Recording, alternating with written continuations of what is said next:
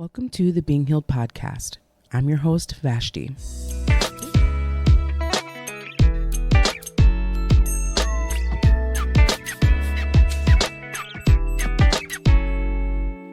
This week, I ran my first 5K. I say run lightly because I ran maybe 50%, and maybe I am being harsh to myself, but I walked away angry. Let's just say that. Well, I guess I should say I was angry during, but at the finish line, I just felt embarrassed. Today, I want to talk to you about the 5 things that I learned during and after this 5K. It was a lot of feeling sorting, but lessons I think that are hard to learn in any environment that doesn't push or challenge you. So let's just jump right in. The first lesson was proper planning or preparation prevents poor performance. I know y'all have heard this motto before, but boy, did it rain true on August 9th. Okay, Sunday, August 9th. It'll be engraved in my mind. We signed up for this race about 2 to 3 months ago. We were already working out and running. I had time to train and prepare. And don't get me wrong, I was in the gym, but I wasn't training. I wasn't getting my body used to the distance. I did run at the gym, but I didn't run outside. I ran outside maybe twice, but twice before a race is genuinely insane. Let me be honest about it. I don't like running outside, okay? Especially in the middle of summer. The heat and the humidity, for some reason, tries to actually murder me on a regular basis. And so I don't like running outside. It's so much harder for me and always makes me feel horrible about myself. So I avoided it, which is weird because when I realize something is scary, I have to do it, which kind of reminds me of the one time in San Diego, I was parasailing. Well, I was invited to parasail and I genuinely didn't know what it was at first. And then, which when they actually explained to me what it was, they were like, you're on a boat and then and then you sit like on a little pole and you're just propelled into the air, like 300, 500, 800 feet. Cute. Well, my anxiety started rising from that. And I was like, oh, I need to do this because I don't like the feeling of anxiety rising from that. I want to make sure I can do something like that. And so in the past, I have definitely not avoided things that felt challenging, but actually kind of walked directly into them. Another example from San Diego, it seems like these challenges come in San Diego, is there is a suspension bridge in San Diego, and I think it's called the Spruce Street Suspension Bridge. And baby, I had never been on a suspension bridge, but my brother was like, hey, let's go, see this site. He doesn't tell you ahead of time. And I'm like, okay, sounds cute. I'm super excited. I'm in a city I've never been in before, state I've never been in before at that time. And it's the very first thing we did. I literally got off of the airplane into an Uber and went to the suspension bridge. And I did not know what that meant. And so we get there, we're walking, and I see this bridge is just suspended over water and, 2 sides of land, I guess, it's a bridge. Okay. It's over water. And I'm literally like, oh, okay, yeah, let's walk it. But then I'm also realizing, okay, the bridges at home have little pieces of metal, not little, but big pieces of metal that kind of go into the, water and are rooted in the ground somewhere. This don't have that. It just seems like it has a bunch of ropes. And while that's cute and all, I'm not about that life. But I felt that anxiety rise. And so I was like, well, we got to do it because I don't like the feeling of anxiety coming and think that it can just control me and make me not try new things. So I went across the bridge and baby, that thing swung to and fro. Okay. And I said, you envision everything possible that could happen. And boy, did I.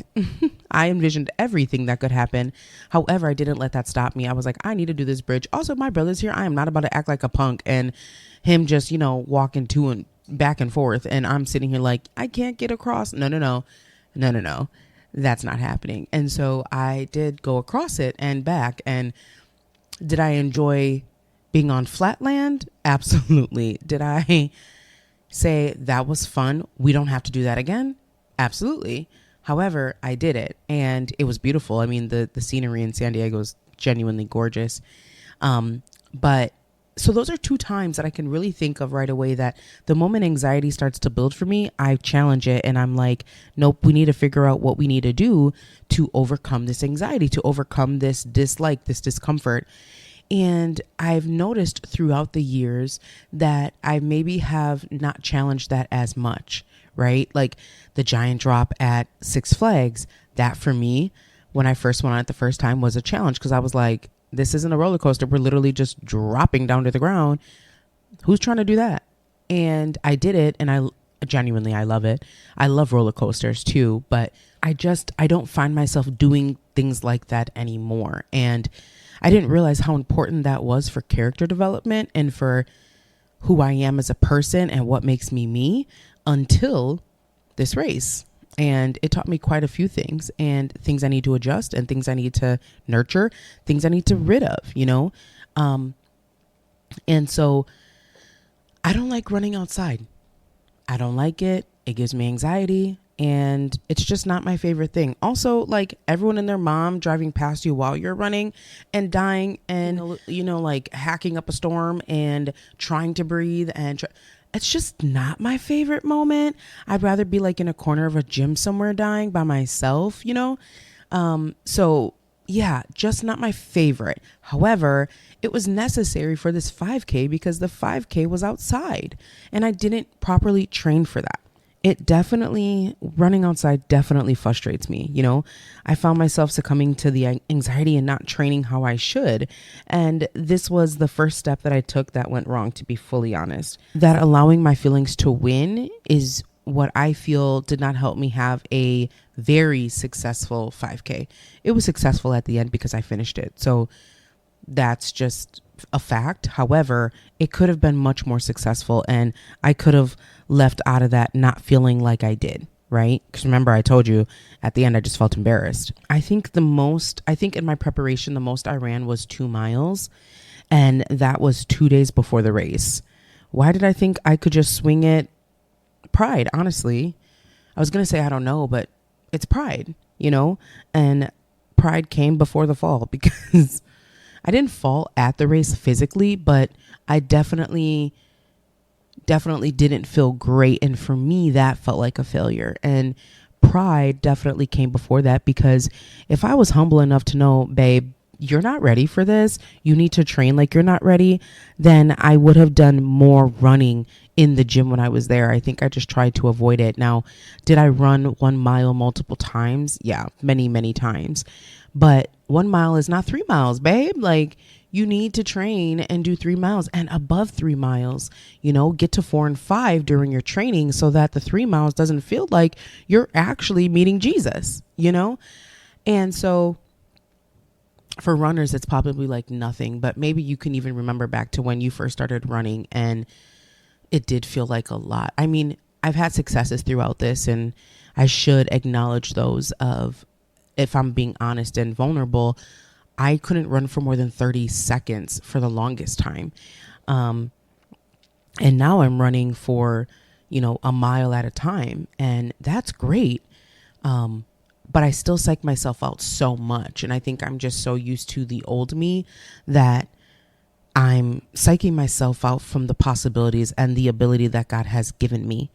And so that's been a journey in and of itself of trying to figure that whole piece out. But anyway, I think it was pride that kind of got in the way of me doing what I needed to do, that anxiety. And, you know, I felt like that was more important than me accomplishing what I needed to accomplish. And to me, that's pride. That's prideful. Hebrews 12:7 says, endure hardship as discipline. God is treating you as his children. For what children are not disciplined by their father? A side note, this is also why a father in the home is so important. We won't dive into that today, but that's why I believe that that is so important, because a father provides discipline, and discipline provides success. Success provides confidence. Confidence provides faithfulness. You know, like it yields so much for a father being in the house, but I digress. I was not disciplined. I lacked the value of preparation. I didn't prepare my mind or my body I should have looked at the map so the route wouldn't have been surprises. I think during the run, if I'm looking back on it, I was so surprised by the route because I was like, oh, I thought we turn here. Nope, it's another block and a half. Oh, I thought I turned here. Nope, you have to go around this way and back through this area. Like every single time it felt like another disappointment was hitting me because I wasn't prepared mentally for it. Obviously, I already talked about the physical preparation, but the mental preparation of kind of just knowing where I'm running so the expectation met the challenge would have been useful for me mentally. And I know that now. I thought going into it, maybe not knowing would be better for me, but as I'm running, I felt these hits of disappointment every time I thought we were closer to the end than we were. Or I thought we would turn here, down this block, and nope, we actually need to go down another block and around, and you know what I'm saying? So I just think mentally I didn't prepare myself just as much as I didn't physically. Which kind of brings me to my second lesson, which was negative self-talk is the limit. During the run, my lungs were hurting, and I'm putting that, I don't want to say lightly, because I kept feeling so limited by my lungs. But if I'm being honest, my lungs have hurt more in other situations. I don't know if there's such thing as asthma, running induced asthma. I think there is. But for the longest time, I thought I had it. And that's why I kind of avoided running long distances, because that's really when I feel it. Now, put me in a sprint all day, coach. Okay. These legs are not this size. These thighs are not this size for no reason. All right. Put me in a sprint all day. However, putting me in an endurance race in a longer race, no, ma'am. So I felt during the race that my limitation actually was my lungs. But again, hindsight is 2020. Looking back at it now, I'm realizing that it definitely wasn't my lungs that were my limitation. It was my self-talk. Y'all, throughout this entire race, I was so negative, which I can be self-deprecating, but speaking negatively to myself during something hard that's already hard, yeah, I'm not one to do that. I'm one to be like, let's go, push, you know what I'm saying? Like drill sergeant myself. This was not that, okay? This 5K, I genuinely was so negative in my head. And honestly, it was weeks leading up. I was negative for weeks beforehand. At the starting line, I was negative. During the run, I was negative. After the run, I was negative. It was all negative, like all of it. And that really genuinely is not me in most cases. And so I believe was my limitation. In 2 Corinthians 10:5, it says, we demolish arguments and every pretension that sets itself up against the knowledge of God. And we take captive every thought to make it obedient to Christ. Taking captive every thought. Okay. This is a scripture that is in my head often because I can be negative. I'm not saying I'm never negative and this was a one-off thing. No. I'm saying it's no longer my baseline. And so when this crept up, I should have caught it because that's not my baseline anymore. I have worked years to not negative self-talk in a way that completely demeans me and devalues me, and I was not taking my thoughts captive. The moment I had a negative thought weeks ago, I should have recognized and immediately took that thought captive. And some might be asking, well, what does that mean? Well, if we're looking at the statement, take every thought captive is a military term, right? Let's think of it that way. Let's think about it in military terms. In war, you take captive the enemy, and they are the enemy because they will do you harm, right? You usually end up in war because of difference of belief. One deems it worthy enough, and so they attack, starting a war once the other one responds, retaliates. Our mind is a battlefield in a very similar way. Paul in 2 Corinthians is saying you can take that and those thoughts. You can take those thoughts captive because they are the enemy. And according to the Bible, the enemy's purpose is to steal, kill, and destroy. So why would you allow something in your mind that's main purpose is to steal your joy, kill your momentum, and destroy your value? Why would we allow something like that into our minds? Something that is quite against what God speaks in our life. You take every thought captive by intercepting it, shutting it down, and renewing the mind, right? Romans 12:2 speaks about renewing the mind. I think of it as a course correct. We made a wrong turn and now we need to course correct. How do we do that in our mind? Well, we speak truth. It reminds me of the video on Instagram where this guy is tapping his chest and he's singing, "Every little cell in my body, every little cell is happy and well."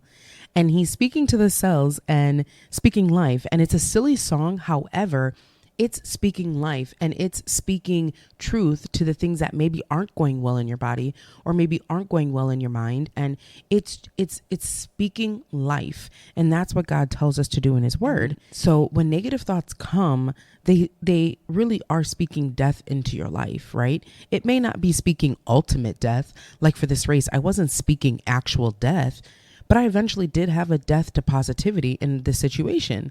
I couldn't find or accept a single positive thing I or others said, genuinely. The moment anyone would say anything nice, I was brushing it off in my mind, Eventually, I had to say enough is enough. This mindset has got to change. I don't like living like this. I don't like feeling like this. Being a negative Nancy is miserable. This is why gratitude is so important, because it yields perspective, which is lesson 3. Lesson 3 is perspective is key to success. As I just mentioned, gratitude always yields perspective. I had a moment in the run where my lungs were hurting and it hit me. This is what my mom must have felt every day. I almost cried, but I held it in. And that thought and realization was followed by gratitude. Gratitude that my body doesn't feel that way every day. Gratitude that I'm doing the necessary things to have a better outcome health-wise. But because I didn't take every thought captive, that perspective was very short-lived, because I started saying things like, this would be easy and maybe you wouldn't have to experience this if you didn't gain the weight, if you did what you were supposed to do from the beginning. But there is no condemnation in Christ. So that was the enemy. However, if I would have let that perspective enwrapped in gratitude take over, it would have motivated me and given me a pep in my step. Literally. This is why self-talk matters. My perspective on this run should have been, and is now, I was able to run, finish, and complete my first K. And in less time than I given myself, to be honest. That's the perspective I'm choosing here on out. Let's stop and just think about it for a second. Is there a situation in your life where you're being really, really negative about it? And is there an area where you can find within that situation to be grateful for? If so, what is the perspective that gratitude is yielding for you? Lesson 4 is that getting back up is wise, and not only is it wise to get back up, but sprinting to the finish. Proverbs 24:16 says, "A wise man may fall 7 times and rise again. He gets back up." The Bible also tells us in Hebrews 12 that we should remove anything that slows us down. For me, in that race, it was doubt, negative self-talk, and shame. In the end, I said, with the external validation from Alicia, my best friend, to finish strong. And that's what we did. We sprinted to the finish line. Negativity slows you down. Better yet, it delays you. Why? Because doubt and shame are usually part of the negativity. And those are major roadblocks to moving forward. The shame that we feel sometimes makes us feel like we're not worthy to continue. We're not worthy to get back up. The doubt that we can finish makes us feel like we might as well just give up. We might as well not get back up because I didn't do it this time. I failed this time. I'm going to fail again. But if you're looking at it from a business point of view, how many people do you know? I don't know if you guys have ever seen like that little picture where it says, Bill Gates failed 15 times. Oprah failed this many times. Whoever, Steve Jobs failed this many times. The point is, you can fail however many times, but get back up. There was a post that I actually just put on my stories recently that was talking about self-discipline doesn't look like you're making any progress until you do, And it is one of those delayed gratification moments that we have to come into the realization is worth it, But shame is one of those things that tries to slow you down, tries to get you inconsistent, tries to stop you from moving forward. The scripture I mentioned in Proverbs mentions that a wise man does fall, but what differentiates him between a wise man and a wicked man? Well, The only differentiation he made was that a wise man gets back up and a wicked man falls to his calamity. And it never mentions the wicked man getting back up. Your response to things in life matters. They matter so much that God characterizes us by it.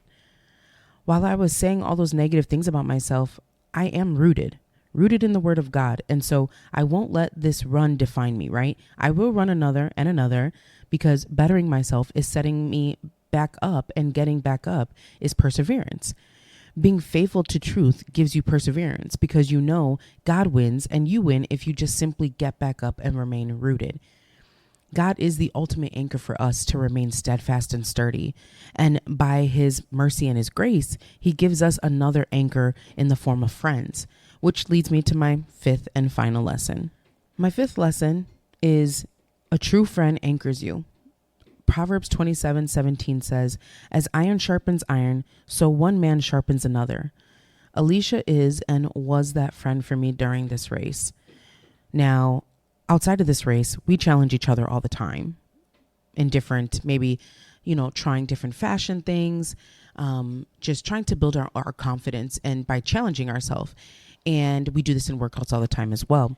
But during this race, she really exemplified a true friend. For weeks before the race, I told her, "You are going to smoke me." And honestly, I think I was really saying that for my sake, because I didn't want to be embarrassed. And if I would just accept the fact that she was going to smoke me because she had been actually properly training and doing more training than I, if I knew that ahead of time, then I wouldn't feel as embarrassed. But each and every time I said that, she would say, "We're running this together." I, knowing how competitive she is, genuinely thought at some point she was just going to run at her own pace.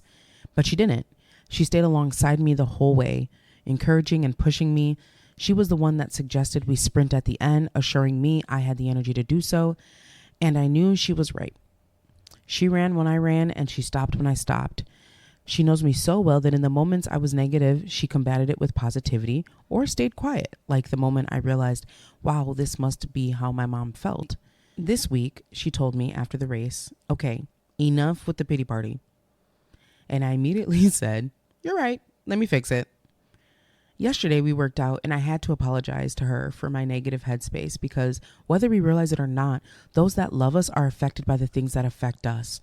So my negativity more than likely was affecting her. Her wanting to be around me, talk to me, deal with me, probably was affected this whole week. Heck, I was annoying myself. Another amazing person was my cousin Rosa. She showed up to cheer for us at the finish line, loud and proud, not caring who heard.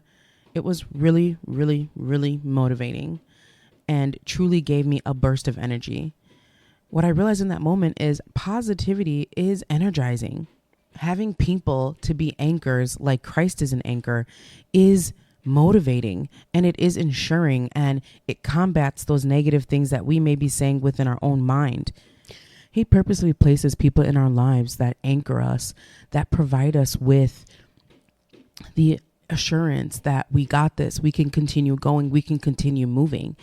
And I'm just so grateful that she didn't allow my stubbornness, my negativity to get in the way. And she just kept pushing, and she just kept, standing by me. I know the Bible also talks about a friend is closer than a brother, meaning that person is there for you through the thick and the thin. And we expect family to do so. And my family is. And so I'm very grateful for that. But man, having a best friend standing there with you while you're running, really, really struggling in areas that you really aren't used to struggling in anymore. I'm just so grateful. But man, the overall thing that I felt was humbled. I was humbled in so many ways during this race, because I think I expected myself to do better. I also gave myself the grace to not do as well as I did. But either way, I was still really, really humbled, because I knew that there were things that I could have did to make this easier on myself. Why do we not do the things that are easier on ourselves? Why do we have to take this hard road? We don't need to. Life is already difficult and hard. Why are we making it more difficult for ourselves? I do this all the time with different things, even just cleaning up spaces. I do things and then I look back and I'm like, why did I do it that way? You know what I'm saying? Or I find it hard to sleep at night, but my room's messy. Well, why don't I just clean my room? It's just different things like that. Like, and the frustration builds within myself because I'm just like, you're better than this. What's causing you to be delayed in these areas, to be lazy or to be undisciplined, and so it has me back in that thought process of we need to figure out what's going on. And luckily, after our conversation yesterday, I think I did figure out some of those things. Maybe I'll talk about them in a different pod, but I was humbled. Okay. That pride humbled me real quick. Well, Jesus humbled me because the pride made me fall. And then I felt real humbled after that fall, Jesus humbled me. So was this race what I expected it to be? Not at all. Okay. Like I said, there's more I could say, and maybe we'll say in the future episodes. However, I'm so grateful for my friends and my family who encouraged me throughout this process. They really are the true MVPs. And I also love that they won't let me sulk for long. And I need that. I am stubborn. I need that. So this week, I have a I don't trust from a friend, okay? It's not one that I came up with, but I co-sign, okay? So this week, it is I don't trust people who wear socks with sandals. Now, I said I didn't come up with this, but I could have because, my God, do I agree with it? Why are we wearing socks with sandals? Why don't we just wear tennis shoes at this point? Why are we wearing the socks? Are our feet cold? If that's the case, put on a shoe. Are our feet in like a mid-range in temperature? I don't really know what's happening, but it's giving confusion, and God is not a God of confusion. And that's all I'm going to say about that. Well, if you enjoyed this episode, please leave a comment, like, share. I would really appreciate it. I really hope that maybe some of these lessons you can use in your own life. Maybe there's areas where you see yourself maybe being negative or just going through something challenging. Perhaps you can just use these and tweak your situation, your perspective, be more grateful. Because I don't want you to come out of it feeling embarrassed like I did. I don't want you coming out of it feeling angry and just feeling disappointed. So I pray you have a good rest of your week, and we'll talk soon. Bye. And I pray you'll have a good rest of your week. Okay, hold on. And I pray you have a good rest of your week. We'll talk later. Bye. Mom, you can't say bye. Come say bye. And then hello, God. Hello, God. Hey, God.